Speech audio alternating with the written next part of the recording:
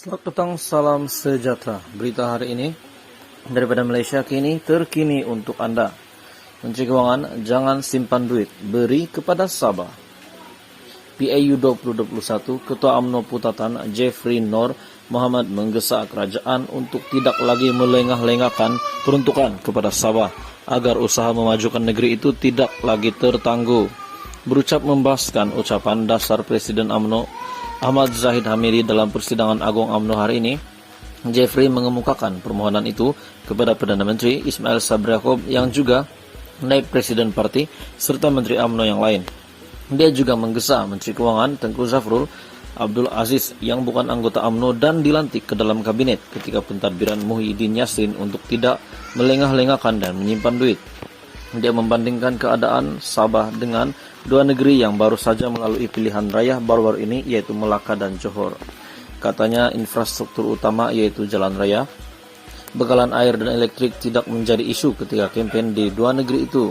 Sebaliknya fokus kempen lebih kepada aspek lain seperti sambungan internet.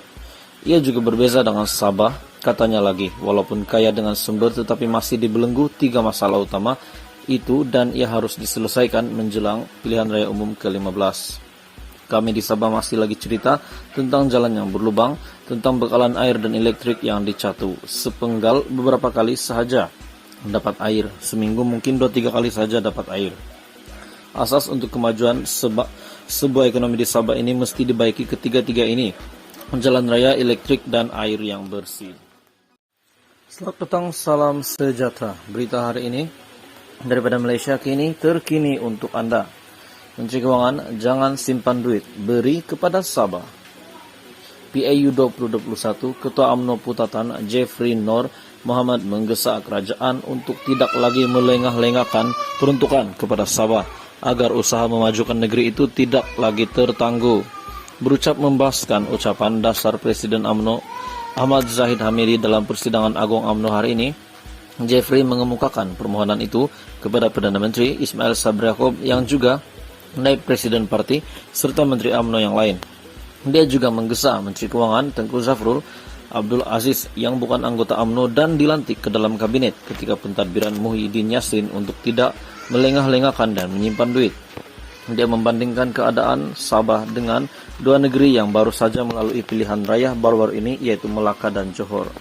Katanya infrastruktur utama yaitu jalan raya, bekalan air dan elektrik tidak menjadi isu ketika kempen di dua negeri itu. Sebaliknya fokus kempen lebih kepada aspek lain seperti sambungan internet.